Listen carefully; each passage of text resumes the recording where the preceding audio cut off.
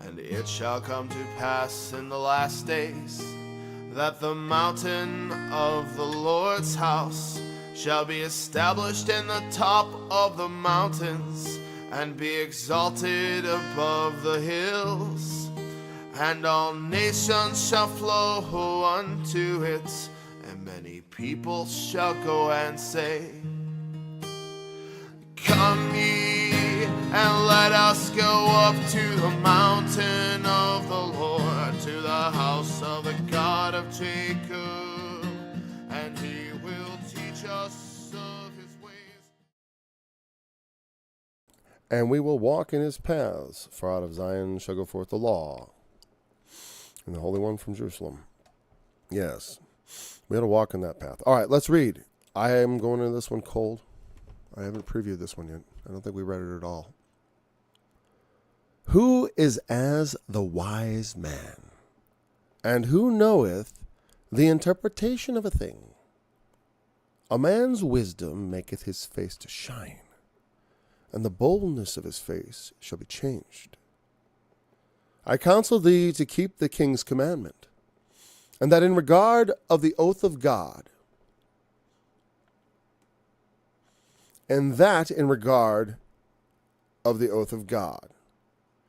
be not hasty to go out of his sight. Stand not in an evil thing, for he doeth whatsoever pleaseth him.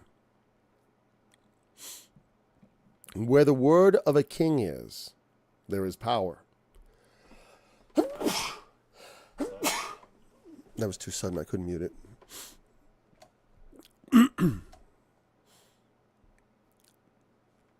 Who shall say... Where the word of a king is, there is power. And who may say unto him, What doest thou? Or what doest thou? Whoso keepeth the commandment shall feel no evil thing, and a wise man's heart discerneth both time and judgment. Because to every purpose there is time and judgment. Therefore the misery of man is great upon him. For he knoweth not that which shall be. For who can tell him when it shall be? There is no man that hath power over the spirit to retain the spirit. Neither hath he power in the day of death. And there is no discharge in that war. Neither shall wickedness deliver those that are given to it. All this have I seen, and applied my heart unto every work that is done under the sun. There is a time wherein one man ruleth over another to his own hurt. And I saw the wicked buried, who had come and gone from the place of the holy. And they were forgotten in the city where they had so done this. This is also vanity. Man, I can barely see that colon. I'm going to be getting glasses this autumn, I think. Maybe next month. Because sentence against an evil work is not executed speedily, therefore the heart of the sons of men is fully set in them to do evil. Though a sinner do evil 100 times, and his days be prolonged, yet surely I know that it shall be well with them that fear God, which fear before him. But it shall not be well with the wicked, neither shall he prolong his days, which are as a shadow, because he feareth not before God. There is a vanity which is done upon the earth, that there be just men, unto whom it happeneth according to the work of the wicked. Again, there be wicked men, to whom it happeneth according to the work of the righteous. I said that this is also vanity. Then I commended mirth, because a man hath no better thing under the sun than to eat and drink and to be merry. For that shall abide with him of his labor the days of his life, which God giveth him under the sun.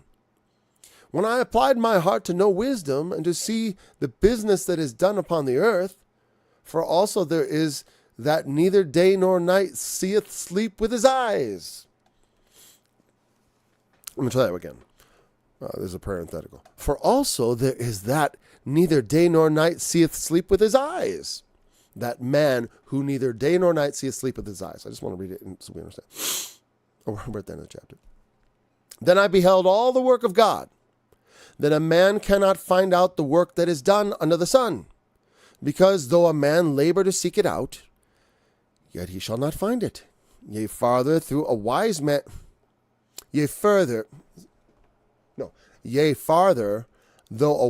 man think to know it, yet shall he not be able to find it.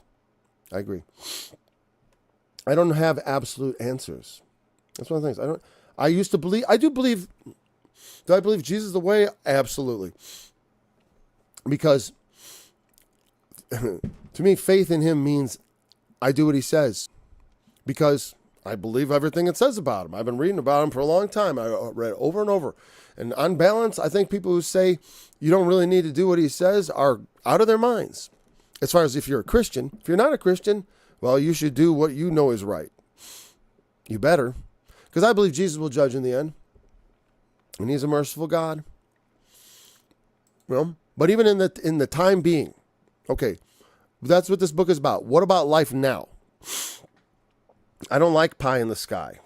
Because it's an important, while there is, I think that the idea is that living right should have a reward. And that the kingdom of God is here now. It's within you.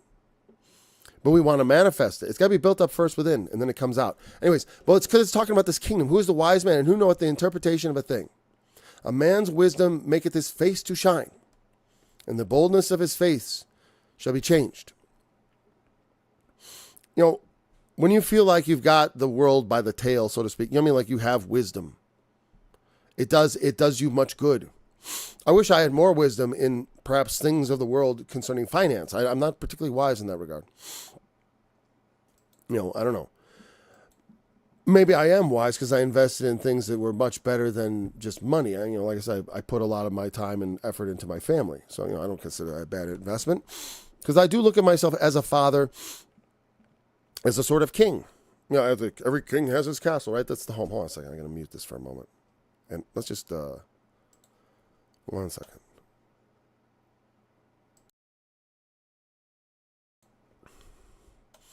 Nobody needs to hear me clear my throat. Okay. So, whatever. Sorry. All right, here we go. I try to go about, like, with the knowledge that I have, that there's no reason I should walk about with anything less than a beaming face. It's a weird thing. To me, that is a wise way to go through life. Looking rather pleased, with a face shining. You know what I mean? Like, when do people shine? When do their face shine? Well, like, have you ever had a peak experience where something really went well? Because your face is a reflection of how you're feeling inside. So, like, when people are really down, you can see their faces get down. I'm sure people have noticed me when I'm down. It's like, say, but Paul's face is not so shiny today. He's not beaming. Because it's like, when you really understand... Like if I'm looking for a lyric in a song, looking for something clever to put in there, and I get it, I'm like, praise you, Lord. Because I don't know where those ideas come from. They're not in me. I have to find them. And to me, that's how the Spirit of God helps me find these things out, because I use His Spirit. And the best way to acquaint yourself with that is like, if a man love me, he will keep my words. My Father will love him, and we will come unto him and make our mansion with him. We will make a home with him. God permanently come to live with me, like 20 years ago. And, it's kind of like whatever. I don't want to go deep into a silly analogy. I was about to. I just want to talk about how I've lived it. I counsel thee to keep the king's commandment in regard to the oath of God. Because this is both a broad, wider society thing, but also I look at it in the microcosm and also on the inward. There's an inner kingdom that I must be obedient to. The king is Jesus Christ in me, the man that is being formed, the man that I aspire to be, the man that aspires to sit down with Jesus in his throne, to be like Christ. That's what it means to be a Christian. Someone was asking, and I got to make a video on this, about what does it mean to be a Christian? Who's a Christian? Because, the people say, they're not Christians, they're not Christians, they're not, it's like, well, as I've said for a long time, I give people the benefit of the doubt. If Jesus could call those 7 things in Revelation churches, I can certainly call the people I see in the world Christians. If you want to be a Christian, you're a Christian. But I'm going to judge the fruits. And if I see no fruit, what I see is an embryonic Christian, a unformed Christian who has not had, Paul said, I labor and travail till Christ be formed in you. That's the kingdom. Like, we must have that kingdom formed, because when we form it within ourselves, then it comes out into the world, and then we set the world on fire in a positive sense. And it means to be active in the way you should be acting at the appropriate time. And he says there's a lot of things about timing in Ecclesiastes, and that has to do with wisdom. So Jesus was reversing himself on things like swords, and that's not the only thing. Someone asked me a question, in the hijack study, where it was like, did Jesus change? Yeah, I'm like, some things change. Because you can't apply every verse to yourself at every time. I mean, you can, but it has to be, you can't do that literally. Like, go sell all you have. It's like, if that's an inner thing, I can do that right now. If I have to literally sell everything, and then what next? What does my family do? It's like, and where is Jesus to follow him? He's right here. He's inside of me. I got to follow him. I got to follow what he has built up in me through his word, through repetition over and over again. I'm very religious about the Bible. I go over the Bible. I teach the Bible, study the Bible, try to figure it out. And I like that last verse. When I go about things, the reason my studies change over time is because I learn over time. I believe I don't understand. And I come to the scripture trying to understand, not assuming I know everything. I know a few things, and I know a lot about how I've experienced things in life, especially as a father. He says some interesting things here about kings and leaders. The first thing, I'll just explain this. Be not hasty to go out of his sight. Stand not in an evil thing. Means to go out of the sight of the king implies to be using secrecy and subterfuge around the throne.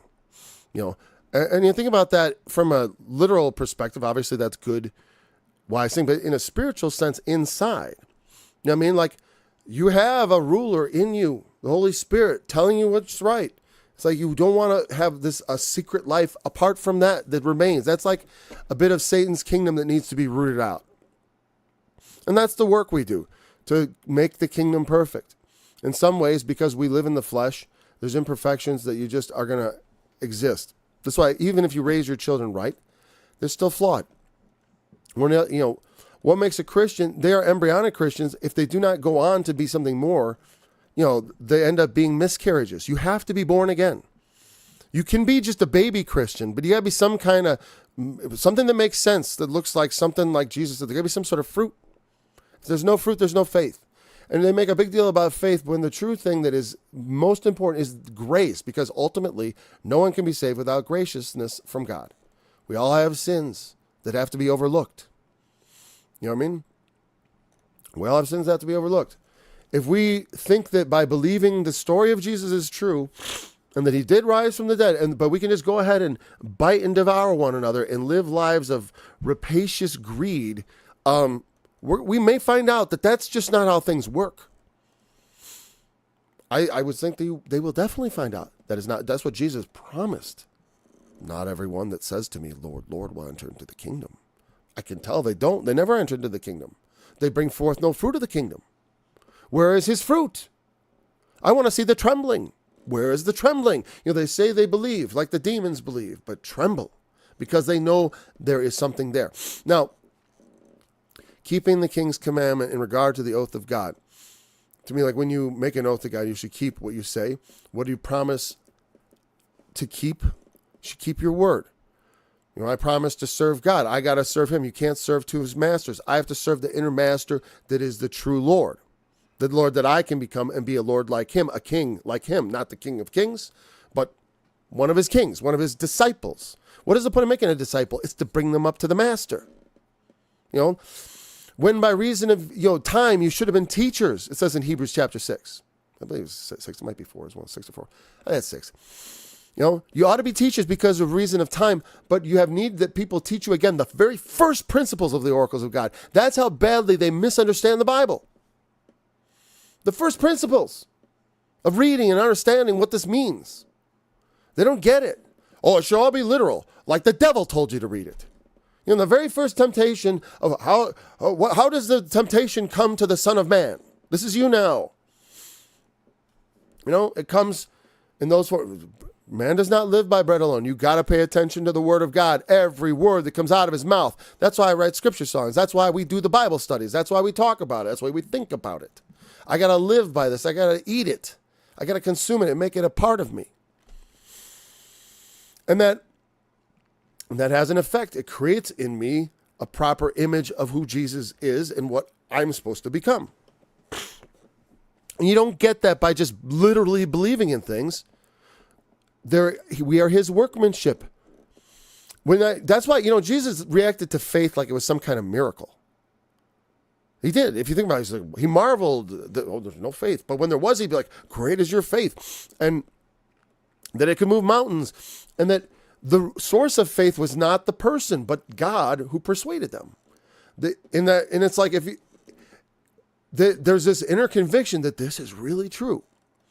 And true faith leads to actions. Faith without works is dead.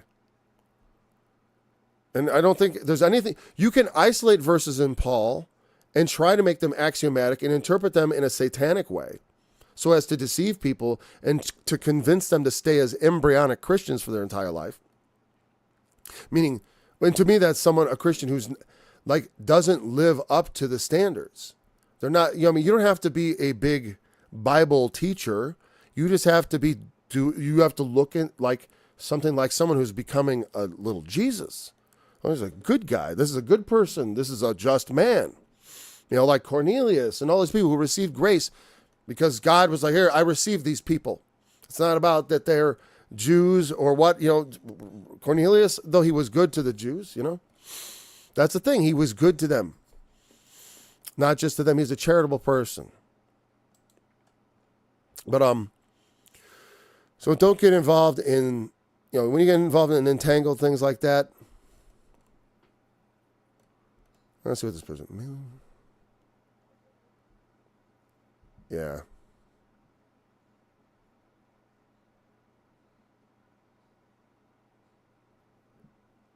Well, it's a good attitude to have to believe that you're going to be successful from the very beginning. But you have to be pointed in the right direction. One of the things I was going to talk about with young people and this raised up, let me see, I don't know if I'm.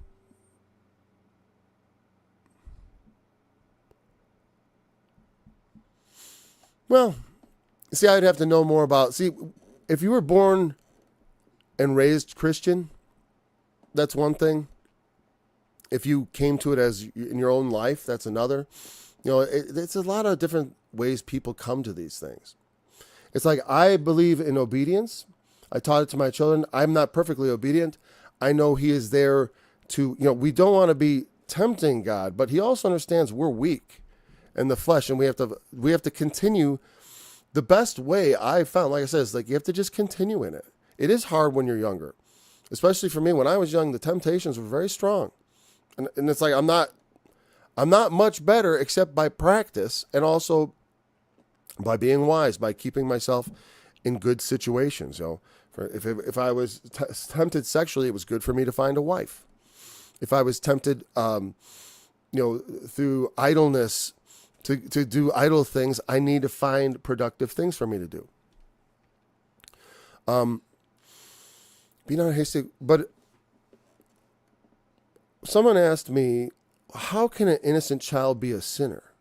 Oh boy, I like that. How do we discern the difference between fruits that are from faith or versus fear or ambition? Very interesting. Very interesting question. Well, I think that in the end, the fruits of ambition, like one of this verse here, like when the word of the king there is power, and who may say unto them, what are you doing? Absolute power corrupt. A king can do anything he wants. That's what the mentality that they are tempted to. And we are also tempted to, that we can do anything we want. There's also maybe another one: faith, fear, ambition, and also just doing right out of conscience. Like just because you think it's right. For whether you believe in God or through faith in God or fear in God, to me that's kind of two sides of the same coin. When you are really convinced of God's existence, it's simultaneously terrifying, especially when I look at the world. I'm like, okay, God, it's not like exactly like they say. It doesn't seem to me like he's in love with all of us. But there is love present. It's not absent love. I mean, it's not void of it. I don't see that. There's so many hard things, though. And to judge one another, sometimes you have to wait to the harvest, so to speak. Like a lot of times the fruit of what someone's doing isn't revealed. But the thing is, if I'm doing it through ambition, see, my main concern is for me, because like he talks about the wicked getting away with it in this chapter, if you heard it from the beginning, he's like, there's this terrible thing where a righteous man ends up with the wicked's reward in this world, and the wicked man ends up with the righteous reward. You look at Jesus. He ended up with a wicked man's reward for being a reformer, for speaking against corruption within his own religious system. The kind of thing I feel compelled to do in my own religious system, like Christianity. It's corrupted. And they don't get it. It's like I said, I don't do obedience to be saved. You know why? What gets me saved is God being willing to forgive me. And also, and in a sense, if someone doesn't believe in God, to truly be forgiven, you have to be willing to forgive yourself on the inside, and to believe that it's possible to be redeemed. You know what I mean? Like, can I be redeemed at all? Is it possible for me to be redeemed? Because I'm a corrupt person. They ask me, how can an innocent child be a sinner? And my answer to that is to laugh and say, how can they not? Because they're innocent. It's like the Adam and Eve story. When you're innocent, you inevitably tread into things you shouldn't do. It's like, an innocent child will touch a stove. No, don't do that. Don't touch the stove. I don't want to let you do it. I used to joke about letting them touch it a little bit or get, to realize how dangerous it can be. They are going to make mistakes. I expect my children to make mistakes. Another thing I expect is that they believe, because I believe. It's the most natural thing for a child. If they're raised in a faith-filled home, they believe. I don't know why sometimes parents get weird and start telling their kids they're going to hell or anything like that. It's like they believe, and I shepherd them through their youth in such a way that they obey me. You know why they obey me? Because the things I tell them make sense. I try, and when I make a mistake, I've apologized. One time I punished one of them, and I made a big mistake. I thought it was so serious that it was actually involving the belt, because it's hard to explain. Well, it's not hard to explain. I just don't want to go deeply into that story, but I had to apologize to him. I don't bring out the belt much. As a child, I only got it twice, once for stealing and once for striking my brother and hurting him. Not just like some sort of push, shove, rough play. It was like I hurt him. I punched him hard because he made me angry. And I think I was worthy of that. And my mom, on the other hand, she tended to smack us a bunch. She was kind of abusive. Like, I didn't realize that until I watched my wife. I'm like, she never hits the kids. But anyways, a father's love and interest in their children helps them, they look into what I believe as something worth believing in. Because if you're running your own kingdom rightly and then letting it spread abroad to the people around you, it rubs off. That's why I believe in, like it talks about in the epistles of Paul, the idea of the sanctified child, that the parents' faith should sanctify them. If I really believe and am following this teaching, then the children should have a natural effect. Let's see what he has to say. In the Bible, it talks about how our faith should be of that as a child. And then this Bible nowhere does it say we are adults. We're all children of God, and my study of fruits grow over time. Well, we are children, but we are trying to grow up. Like a child, it's tragic if a child can't grow up. But as an adult, I need to be born again. Sometimes I think that birth is the resurrection. I feel like this life as an adult, as a Christian, for me, is being in the womb. And I start up as an embryonic Christian, and I have to be formed as a Christian. And then the rebirth, there is a rebirth that happens now. I do believe that. But I do believe the resurrection, because I do believe in the resurrection, is another birth, and that into everlasting life. Let me see. We are the children of God. For my studies, fruits grow over time. They aren't always right. No, true enough. I did many Bible studies for years that were wrong. I like the worst ones are on cassette that I'll probably never transfer to the internet unless just to go back and show, look at what I used to talk about. I might put that on there because over time, over exposure to the scripture, my teaching hasn't been the same. I used to teach things that were heretical. That's not good. I had to go back and do work on that. I used to teach things that I don't think are right. So I had to go back and make amends to some degree. Chipped away and made us more jaded from the faith like a child. Well,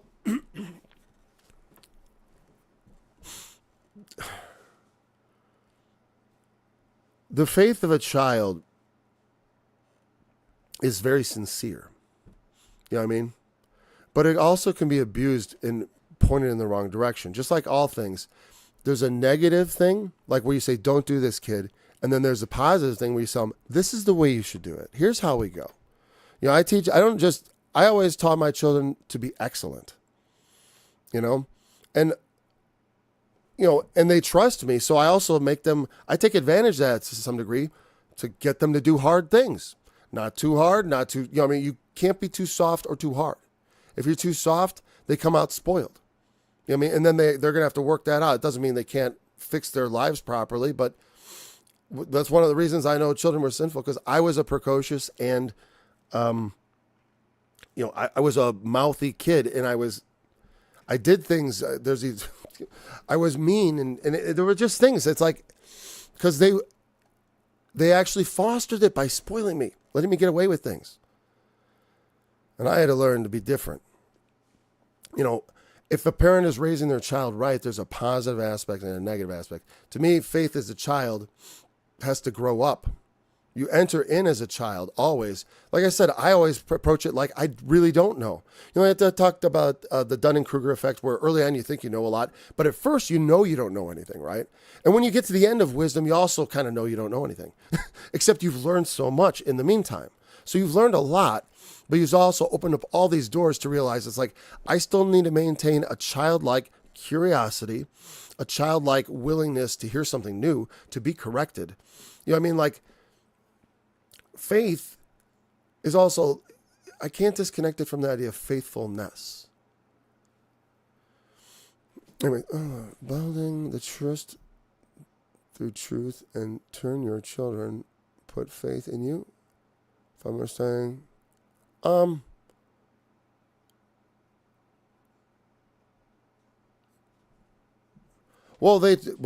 children are inclined to trust their parents. I mean, and they kind of need to.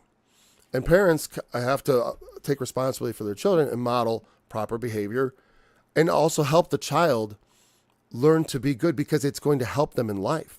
Like if I teach my child how to behave properly, like it's being a brat, and I don't put up with that kind of behavior. I teach them how to behave rightly. I teach them to learn to accept no without throwing tantrums, and because then they will be likable by other people.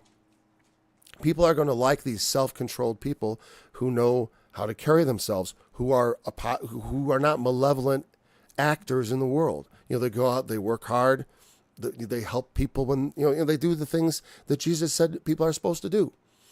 I feel like I gave my kids kind of like a head up and an early start, because I did believe in that idea that there was some sort of sanctification there, that I didn't have to worry about them. And it's about raising them. Yeah, it's like they believe in me and trust me. I don't tell them to do that. I do it by being trustworthy, consistent, honest, and any other word you think that's a synonym in that string? Yeah, I was just starting to look for more words, but I tried to be all those virtues that the Bible talks about. Have I perfectly done it? No. And then when I did, I went and I followed Christianity towards my own children, and I tried to model it. And I didn't say, you got to do what I say in this regard, like as far as being a Christian. I didn't make it about that. I just made that the template of our lives. Like that's how we raise them to do right, and because it's good to do right. And say, because thus saith the Lord, except I sing songs like that because to me that's my inner voice of God speaking through his spirit, like thus saith the Lord. This is what you got to do. and it's a powerful influence. It helps be my guide, but I have to foster that. You know what I mean, I have to foster that. That's an embryo of Jesus in me. My inner Lord is like this embryo, and it's not very big. It's got to grow up into something and be formed in the fully formed, like it says in the epistles of John. I don't know exactly what I'm going to be like, but I know I'm going to be like him. I'm not even sure what perfection looks like. Sometimes I do things and I think they're right, but I'm not sure. I try to say the right things. I want to be true to the scriptures, like within what I think is reasonableness. Because like I said, I don't believe in this slavish obedience, because all the books are written by different people and from different perspectives. Not each and every book. Obviously, Paul wrote a lot of his books and all that. But the Ecclesiastes, he doesn't claim to have revelation. He's just saying, I'm using wisdom to look at the world. And there's a lot of insight there. Who may say unto the king, what are you doing? That's what the problem with the world, and that can be inside you. If if a Christian doesn't allow that king to be formed properly, it almost can have an unformed, they have like the terrible twos and stuff, how young children can quickly go sour. And it's an important time. Like when a little child is like 2, I would say or maybe 1 actually, when it's almost impossible to otherwise discipline them. I told my kids, this is what I did with my kids. We discovered after our 3rd child that he had needed his teeth brushed. It's very difficult to brush the teeth of a 1-year-old. But we started to do it, and I held his mouth open, and he squirmed and screamed very gently. I brushed his teeth for him until he learned to accept it. And then eventually they would be offended if I didn't follow through and brush their teeth at night. Dad, you were supposed to brush my teeth. These are the rules. I've been forced to accept this. That's what I mean about consistency. But we weren't like, no jumping on the couch, don't steal food, like some weird rules that don't make sense. That's why I like that the old law is gone, because a lot of that stuff doesn't make sense. It's like, it doesn't make you a right person. I mean, it makes sense on a certain level. I do think the old law makes sense in its context, but the revelation of Christ is a better one, because it can be available to anybody. It's not tied to Jerusalem and to the tribe of Jacob and all that stuff. It's been unmoored from all those trappings. And that was the promise to Abraham originally anyways, to be a blessing to the world, not just to one tribe. It's supposed to be something that anyone can access. And I do believe in that. I think that's true. Where the word of the king, there is power. Who may say unto him, what doest thou? Power is always a danger, because you can do whatever you want with it. And that's, and true. Also the word of God. People abuse the word of God. They take the Bible and they do whatever they want with it. That's why I say one of the problems is you can interpret the Bible in many ways. You can be literal. You can twist it, turn it. That's why we have all these denominations. And the thing is, that's sort of built into it. I don't know how. I guess it goes back to that sort of miracle of, I think they're serious, but they're blind. And then all of a sudden I think like, well, am I blind? Where am I blind? Where are those beams? I got to find out. Because like I got to, whenever I'm in danger of thinking I'm seeing, I got to be worried, where's my blind spot? Because I still have them. I keep discovering them. That's why I say it almost gets harder as you go forward. Because like I said, when you're young, as you get older, it can be even more bitter in some ways, because like I said, I dig deeper in my soul and I see more corruption. It's only because I'm using a bigger magnifying glass. The world looks at me and sees a just man. I look inside and see only the corruption left, because I am a microscopic, inner focused type person. It's like, that's the main thing is I got to understand. That's why that faith from the beginning thing, believing in your salvation, is important, because it's like, I need to have that grace in my life to be able to let go of all the things I've done, the memories that I've accumulated of the evils, the thoughts, even the deeds. Thankfully, I don't have, and some things you can't just let go.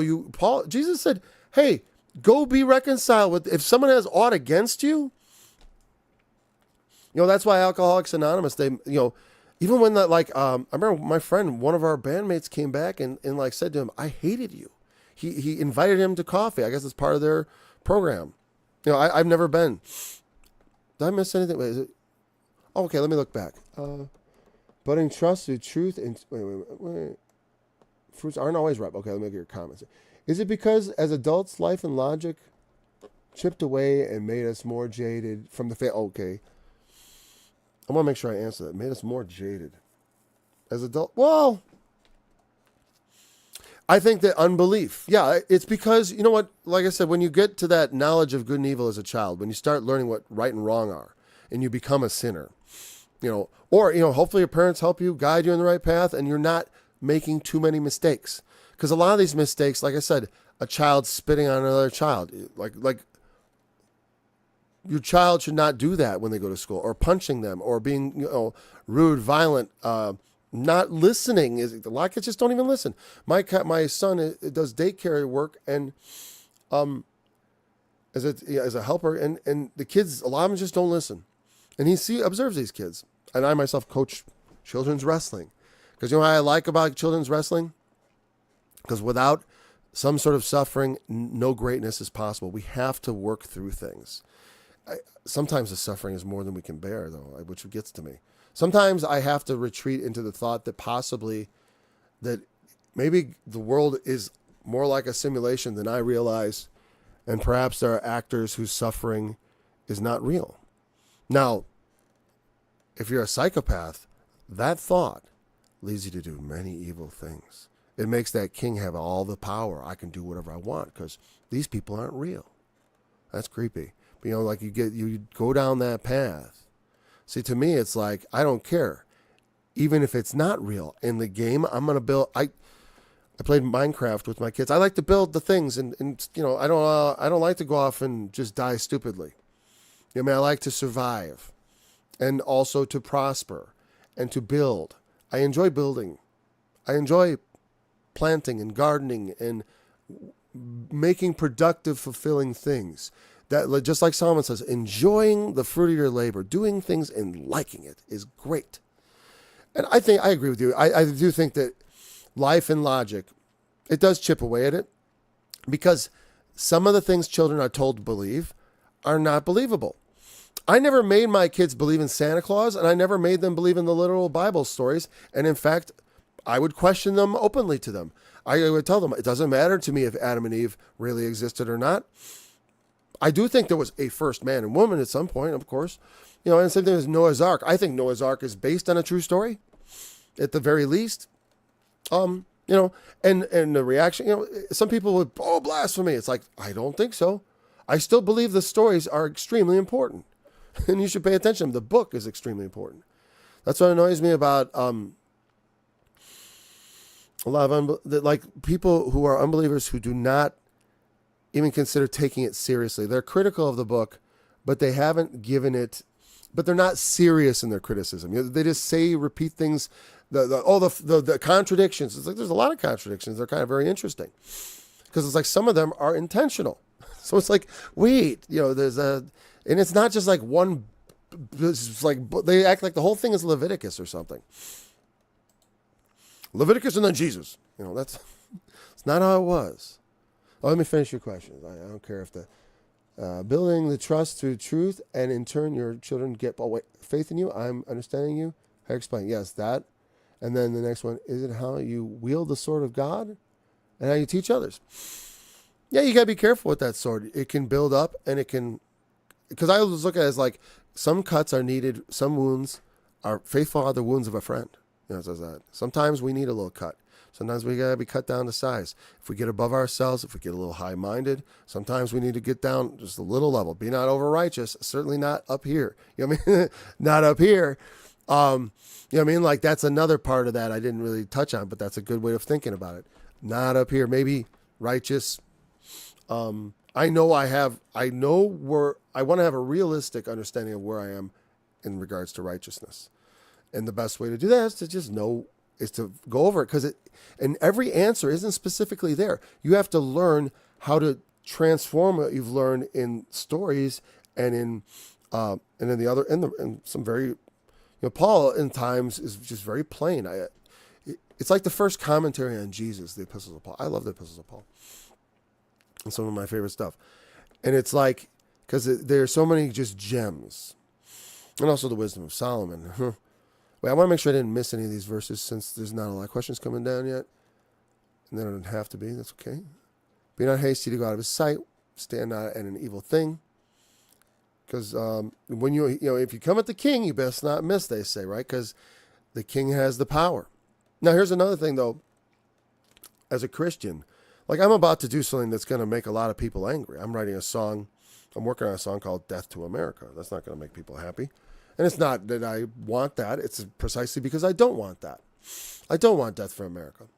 I don't. That is a terrible thing. That's the home of my children, my grandchildren. That's my home.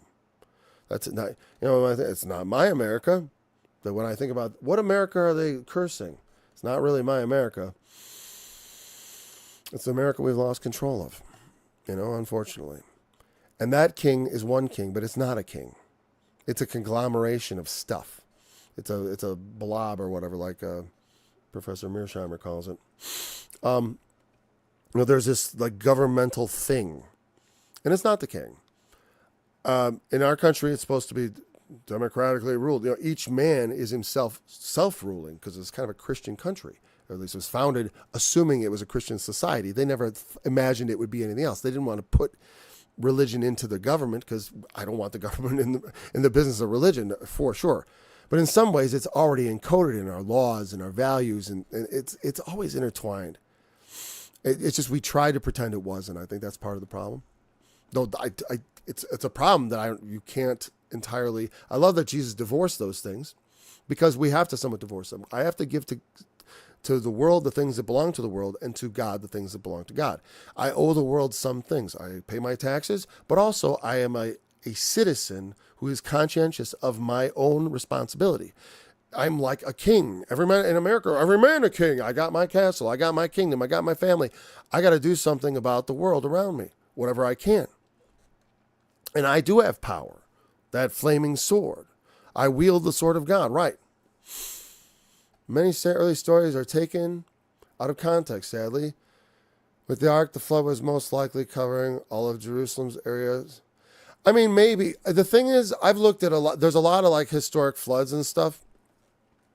I'm just saying, if you read Genesis 6, the story in Genesis 6, it's describing a global flood or something darn near. It's over the tops of the mountains. I'm always like, under the whole heaven. And it's like, wow, it sure sounds like a global, what I mean? It's like, that's why I say it's based on a true story.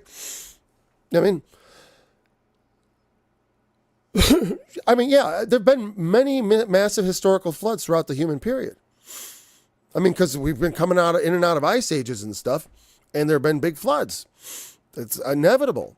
And people nestle in these low areas, like in Doggerland, just in other parts of the world. Why are there flood narratives all over the world? Because we got floods all over the world. And it's almost like, and it's a funny thing, ironically, billions of years ago, the world was entirely covered with water. So it's not entirely untrue. I just don't think if there was a Noah back then, that would be wild. I said, because like I read like forbidden archaeology and stuff, and like those guys, and they're, I forgot what their religious, it's like some Indian thing. I forgot if they were actually Hindu or whatever, but they think the humans go back millions and millions of years, and they're intelligent beings on Earth billions of years ago and stuff like that, which is, I don't know, but a fascinating read. I don't know how, I like to take in information and I look at it and I'm like, I shrug because we can't judge it. You can't find out the whole work of God from the beginning to the end. It's not possible. Even the revelation we have is a revelation of how to get there. You want to get to that ultimate revelation? You want to find out the secrets of everything? Well, here's the path. He's the path. It's not like other people haven't ferreted this out by wisdom in other places. That's why it's like I try not to take a dump on other religions, even Muslims especially, because there's so much hatred towards them in my country. It's my reflex to be like, wait a second. Bless them that curse you. Bless them that curse you. They curse us, dead to America. Okay, I'm going to bless them with a song explaining why they're saying that and why they hate us so much. I'm going to bless those that curse me. Maybe I'll get a blessing. Because because why I want it? Because I believe that with words I can slay the wicked, and I can even bring the government down. You have to be crazy enough to believe that. You have to be childish and stupid enough to think that's actually possible. When I got the Holy Spirit, that's what I was standing there thinking. I'm going to stand here all day like an idiot. I didn't say this aloud. This was in my head. And nothing's going to happen. That's what I thought. That was me seeking God. Brilliant, Paul. I was like, okay, Paul, you got to have a little faith. Lord Jesus, grant me my heart's desire. I didn't say it that flippantly. I said it seriously. Like I had prayed many times. But he didn't make me do, whatever. Sometimes God answers and sometimes heaven are brass. And it's really, it's tough. Yeah. And it's like, I'm like, hey, I wish I could, and I do think I understand why. I feel like I understand better. It's like, I want to walk in the right ways, barely believing he exists. Barely believing he's going to come back. I'm doing it anyways, in spite of the fact that I might die and find nothing but the blackness of darkness forever. I won't even find it. I'll just go like under anesthesia. And, I certainly won't be bothered by that. If I know what it was like before I was born. If it's like that after, it isn't going to bother me. But while I'm here, it bothers me what kind of world I'll leave behind, regardless of whether the Lord comes back or not. And to me, that comes experientially from having children and grandchildren. You can think about that and meditate on it, but it's a lot easier when you actually have, you go through it. When I was young, I was so carefree. But my sins troubled me. And they were great. They were big sins. As far as there were mistakes I was making that were destructive to my life. Chasing women in bars and, unsuccessfully, which is funny. Because I'm just not a good ladies' man, believe it or not. I'm sorry. That sounds so arrogant, but that's my sense of humor. That's my sarcasm. Okay, when the king has power, who may say to him, what are you doing? Well, you know what? Somebody should say, what are you doing to the king? Somebody's got it. Like I said, why will you end your days early? Well, sometimes who does? Nathan, the prophet. That's what the prophet does. And I don't like to claim offices, but you have to go do the works and then you judge the fruit. You know what I mean? That's the thing. It's like you do works and then you judge fruit. Because like when I prayed about, October 7th, I got the burden of Israel, thou shalt not commit genocide. And it's in the voice of God. And I'm like, well, that seems like prophecy to me. Because I've been meditating it for so long, I can write that. I feel every bit justified. And some people that might, it's heresy, blasphemy. It's like, is it? Is it? I hear a lot more heresy and blasphemy in the mainstream churches than I do from people who don't believe at all. Like saying, just justifying murder and mayhem in the name of real estate. That is just so mind-blowing. Like after Jesus preached, God seeks people to worship him, not here in Jerusalem, nor yet any place else, but in the spirit and in truth. And in truth, not just in knowing the truth and believing the truth, it's also to be truly worshiping God. Because to me, I can't separate. I don't think just bowing before him physically cuts it. Not for me as a Christian. For me, worship goes much deeper into the way you worship Jesus is becoming like him. Imitation is the sincerest form of flattery. You want to worship someone, you want to say, I adore you, I adore you. Then make your life just like his. Be willing to launch yourself. I'm going to launch myself. Watch what happens to me. Maybe something bad, maybe something interesting.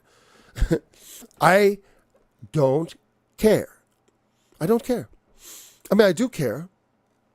Like Jesus did in Gethsemane. What I mean I don't care is I'll do it anyways. I don't care if I sweat great drops of blood from my stress and from the fear of, I fear what men may do to me, but I fear the Lord more. You know what I fear from God?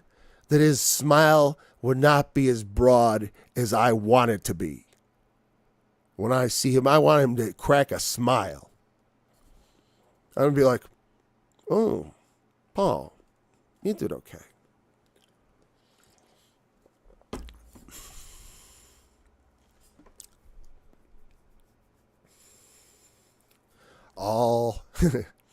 Wait a second.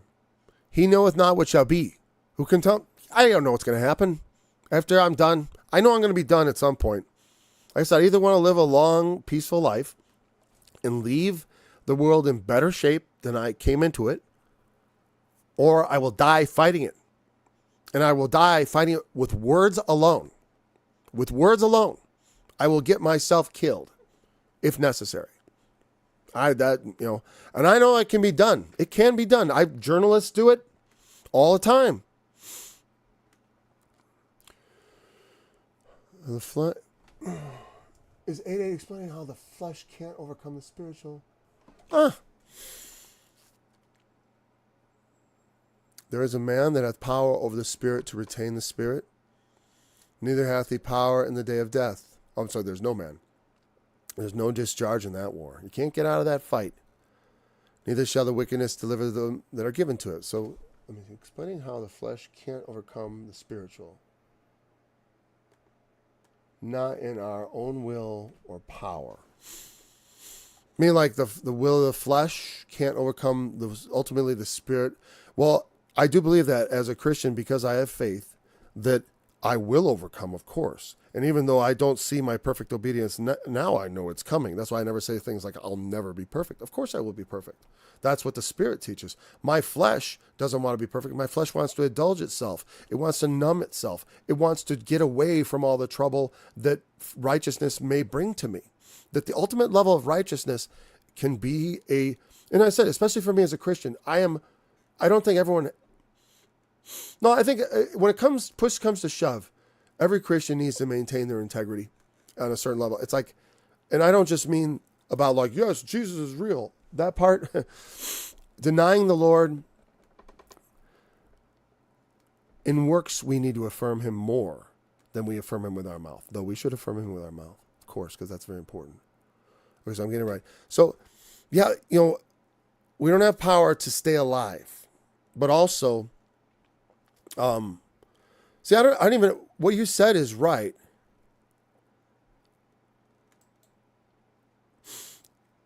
There is no discharge from life and death and from duty, and from the demands of the Spirit, the inner Father commanding me to become his son, to be like him. My children admired me, wanted to become like me. My first son, he wants to have more children than I do. Amen. Because I'm not his master. Like, I only want to be as Jesus. I don't expect to be better. But if the son wants to be like the Father, that is probably a good sign. It can be a bad one. There's, there's criminal, because there's criminal families. I know. Because there was criminality in my family. Not really awful, but criminality indeed. Pretty awful enough. Even being involved in that world. Neither shall wickedness deliver them that are given. Like they think they're going to escape. The wicked think they'll escape the thing about death by going to, this transhuman agenda thing. I don't think it will work, because I think as we approach this, just like the Tower of Babel story, it's like, when you go towards the singularity, everything falls apart. People can't understand. People already have trouble talking to each other, even when they speak the same language. You encounter it all the time. People don't understand each other. The whole thing's being torn apart. It gets too big, and then the beast is vulnerable. It becomes vulnerable, and it can be wounded. And then you got to watch out for the charismatic figure who emerges from those ashes, because that's going to be an Antichrist figure, whether it's the end times or not.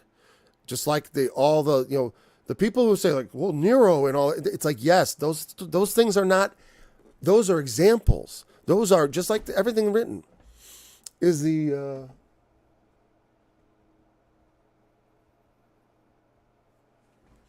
yes. Yeah. There's a spiritual aspect. Of course, we can see the literal one. What he means is like everyone dies. Okay. But there's greater wisdom also. Yeah. In our war, the weapons of our war are mighty, not carnal. We have to fight the fight. The flesh is going to die. When we fight the fight, we overcome death. Like I said, on earth, we have this legacy of right behavior, which we carry with us into heaven, into God's kingdom, because it is a replication of God's kingdom. It survives on his altar. It is acceptable before him. The things you built were done in him in the right way. They weren't built through corruption and pillaging. Though, like I said, in our country, we sort of all benefit from that. But like I said, in some ways, it's like there's a degree to which it has to stop. Sorry, I struggle with the imagery and metaphors. in the Bible. I never know. Well, here's the thing. I'm not dogmatic about it. What you said, I think, is right, and that's how I look at it too, with these metaphors of like wrestling spirit and flesh. I do look at it that way. I didn't used to. It took me time to learn. I'm like, and because you realize some things just are that way, and then you look at, because is everything that way? I always test it out. Multiple meanings, because I do think some things, if they don't have multiple, there may be like an ultimate most true meaning. And of course, translations, sometimes there's a best translation. And there's other, you get into sort of, some things are lost in translation. We're going from an ancient language to a modern English. And there's going to be occasional, people act like, oh, you can't understand the Bible. You don't have to. It's good to go back, as we do here sometimes, when necessary. If there's a word that's like, I really want that word defined because, I might be like, to retain the spirit. I'm accepting the English there because it sounds right. And discharge in that war, it just sounds right. I'm not inclined to go looking for it. No, it's fine to ask. It isn't, like I said, I don't get dogmatic about my spiritual interpretations, but they do seem to be, like different people can pick out the same thing. To me, that says, okay, that's there. I do believe we can read too much into the text where we're putting our own ideas on it and sort of overlaying that and trying to force it to conform. And I do think that happens a lot. I try to avoid it. I know that in some ways, like there are, like if you talk about like the doctrine of hell, there's a lot of different arguments you can make. And people who deny that are just being dogmatic. But you have to, but I try to just deal with everything and try to come up with some sort of synthesis of it all that makes like a big picture. And I think that can be done in a sensible way. I think it does make sense ultimately. But, like I said, I think people often, they just want to, there's a verse in Isaiah that I love. It says, who raised up the righteous man from the east? And I got to go there to get the whole quote because I'm going to butcher it. I'm actually searching it using the word nails. It's in the book of Isaiah. Nails, okay, 9 times. Isaiah 41, yeah. I'm going to bring it up on your screen. If anyone's watching, I will read it aloud, of course, also. Bible collection. There we go. Okay. So here we have the Isaiah 41:7. Go back a verse or two. No, a couple more. Starting at verse 4. Who hath wrought... Oh, gotta go back. Okay, let's just start at verse 1. Keep silence before me, O islands, and let the people renew their strength. Let them come near. Let them speak. Let us come near together to judgment. Who raised up the righteous man from the east? This refers to Abraham, or that's what we think. But it's whoever you want. It's the righteous man from the east. Called him to his foot. Called the person, you and Abraham, right?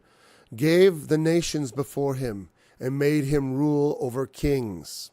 He gave them as the dust to his sword and has driven stubble to his bow. That's what we've been given in Christ. We've been given to inherit with him, to sit down with him in his throne, to reign as kings. Now you reign as kings. Well, I wish you did reign so we could reign with you. Don't get above yourself, king, right? We are going to reign as kings. We got to be humble so we can become good kings. We want to be good kings over our kingdom. We want our families, the world, we want to show we are good stewards of everything God gives us, because that makes us worthy of this life right here on earth, and also worthy of the kingdom that has been promised, if such a thing is true, which I do believe. It's like to say I have no doubts. Come on. I wish I had faith to doubt not. But even faith doubting gets results. So that's amazing. Use a little faith. It only takes a mustard seed. I said, even with less faith than that, I moved God. I assert. So it's amazing. More faith is better. But God has taught me so much through my doubt. Forgive me, Lord, for doubting you, but I have. Okay, now we go on to the next part, because I just wanted to point that out. That's the kingdom. He pursued them and passed safely, even by the way he had not gone with his feet. We had not known this way. Who hath wrought and done it, calling the generations from the beginning. From the beginning. I, the Lord, the first, and with the last, I am he. The isles saw it and feared. The ends of the earth were afraid and drew near and came. Oh, the world saw Christianity. Or whatever, right? They helped everyone his neighbor and everyone his brother. Be of good courage. So the carpenter encouraged the goldsmith. It's good news, right? And he that smootheth with the hammer, him that smote the anvil, saying, it is ready for the soldering. And he fastened it with nails, that it should not be moved. But thou Israel, what does that mean? To me, what it means, and has always been in my mind for a long time, it's they made it into a religion. Fastened it with nails, nailed it down, This is what the doctrine is. We know what everything is. We know everything. You're not allowed to think like that. I mean, again, I don't want to become a heretic, but heresies come in quality. Like there's great, like say, to me, a great heresy is to say a Christian, all you got to do is believe, and then it doesn't matter what you do. You can sin as much as you like. Paul said, God forbid, okay? Any Christian who teaches that, that's a major heresy. It's not good. But it's technically true. Not really. Not when you say it like that. I mean? The spirit in which something is said is very important. The fact that I'm saved by grace, and that, yeah, you can come to the throne of God not even knowing Jesus and get saved by grace. How about that? Because that's how I believed. Now, I believe that now. I didn't always believe that. That was very exclusive, because I know Christianity is a very exclusive religion, because this path of salvation is very exclusive. Jesus demands my allegiance to him. I don't follow any other way. They may stumble their way into heaven through doing right. I don't want to. I have the brightest of all lights. I have the great and flaming sword of the Lord. I have such powerful things. I believe that. Well, then I better do a good job. I better, I got something to do. And that doesn't make me like, oh, I don't know if I can do it. It's like, well, no, I can, because God is mighty within me to do it. I so crazily believe. It's like, it's almost unbelievable. But anyways, that's what I was going to get at. The fastening with the nails. The worldly workers, the carpenter, the goldsmith comes out, and they fasten it with nails, that it should not be moved. They want to fix religion in place so they can just stamp people. That's how religion was spread into Europe mostly, was the king converted. And the Roman Empire was a little different. The first generation of Christians, it was a very sincere, everyone was excited. This was as the gospel went out, it was understood. And then just over time, it just gets stale, calcified, and it's the work of men. They do it on purpose. Well, it's natural. It's a natural behavior. It's understandable. It's predictable. Yeah. It isn't clear. There's no one who is not. God has no respecter of persons. Jew, Gentile. I don't think it matters what religion you come from. Just like with the Samaritans, he went to them first. That's why I don't think the Muslims teach it right. Neither did the Samaritans. But that doesn't mean they can't live a good life and come to the white throne and face him. And then the judgment is in his hands. I'm not a judge. I judge no man. I'm not a judge. I don't say you're damned because you're a Muslim. I just say, when I meet I say, God bless, I meet a good person. God bless you. I'm a Christian. I want people to wonder about me. What, like to me, the idea, like peddling it out there, like it's cheap, casting your pearls before swine. You don't have to regard people as swine-like to understand that people who don't understand what you're on about aren't going to see your little pearls as valuable. You meet people sometimes, they've been hurt by Christians. They've been abused by Christians. And they may not be ready to listen to a Christian say anything. And so, the branding is a problem at times, because the devil has done a lot of work to make it look bad. And it's in the book. It's to be expected. We expect apostasy. From the very beginning, Paul was just frustrated. What is this? All this horrible things going on in the churches. I got to write letters. Because they needed correction. Because people get it in their head. Oh, we're saved by grace. Well, then do whatever you want. God forbid. Doesn't mean, just because you're not perfect doesn't mean you're not my son. You're still my son. So back to the text. How much time I got left? Oh, let's see what we're going to wrap it up today. I don't know if I call this hijacked because we're talking about the subject. If you have questions about the subject, that's not a hijacking. That is a nice addition to the study. Hijacking is when someone wants to just ask me, oh, Christians this and Christians that. That when they change the subject. And also, like, if someone wants to talk about a completely different subject, I may be willing to entertain those questions. Maybe at some point, if there was a lot of that. Well, I certainly, I might allow a study to be hijacked. That's just how I roll. It's like, it's much more important for me to interact with someone who may be hostile or something than to go on, oh, it's my study, you can't come in here and interrupt it. That's just not, I don't believe in that. What am I here for? What am I here for? Well, my wife likes to listen to me teach. If anyone else has a question, whether you come here often or not, I'm going to answer the questions. All this have I seen and applied my heart to every work that is done under the sun. Which is, that's the key right there. Look at things, how they work, and what you do, and how you interact with it. There's a time when one man ruleth over another to his own hurt. That's what I'm talking about. Do the wicked genuinely get away with it? I think in this life they do hurt themselves. I don't know. Because it's like they die in their wickedness and all that stuff. Here's the thing, on some level, unbelievers can never find any comfort in this world because they don't know for sure God will judge. Solomon believes in the judgment. He doesn't know about resurrection, but he certainly believes judgment, which sort of requires a resurrection. It's somewhere in there. But he doesn't express a lot of faith and hope because he doesn't want to, I don't know, it's an interesting thing. Because he definitely believes they're going to be judged. But the fact of the injustice that he observes in the world can't be denied. The world is an seemingly unjust place. In some ways, like I say, what I say is it's like, yeah, it's just fair. We came from nothing, and to me, it's not obvious that we deserve to live forever. And like this life, you could say some people don't deserve to suffer the things they do in this life. And I would ask them if they would trade their life for their suffering. I've suffered some things my wife would say I didn't deserve to suffer. That's the thing, is a lot of times when people carry the suffering themselves, they're much more stoic about it. And they're much more, they can carry the load much more with what, I always got to define these words because I know my wife probably doesn't know what stoic means. Stoic means, taking it with equanimity. Oh, geez, equanimity, Paul.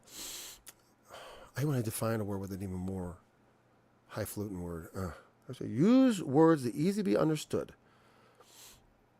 with patience and calmness. Like to be able to be a little more. I know that I'm glad that Jesus wept before. I'm not weep. That in Gethsemane he prayed with great agony, not weeping, but he was sweating. That's to me stress.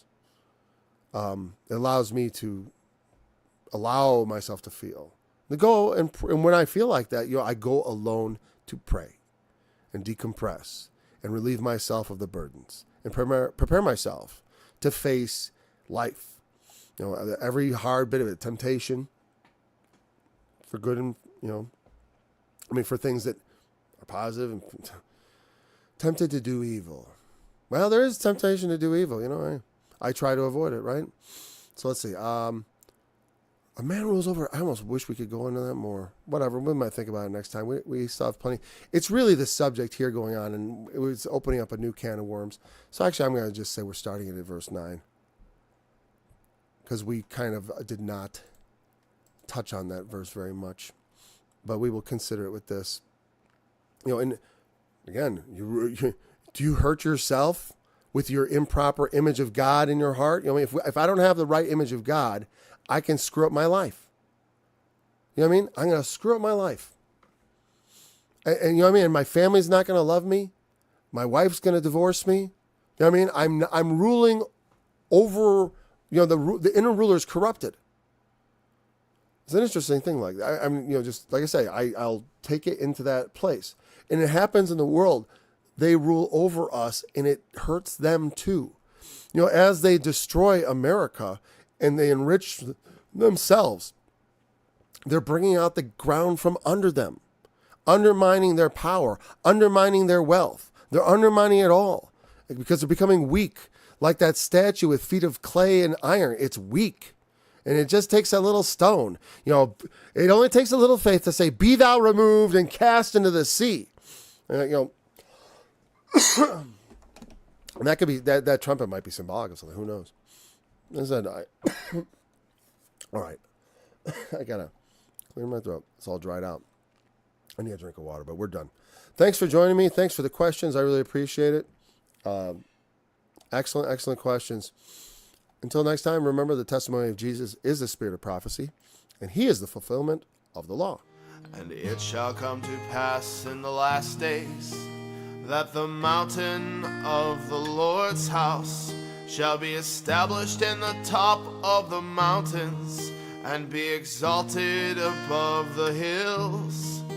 And all nations shall flow unto it, and many people shall go and say, Come ye, and let us go up to the mountain of the Lord, to the house of the God of Jacob.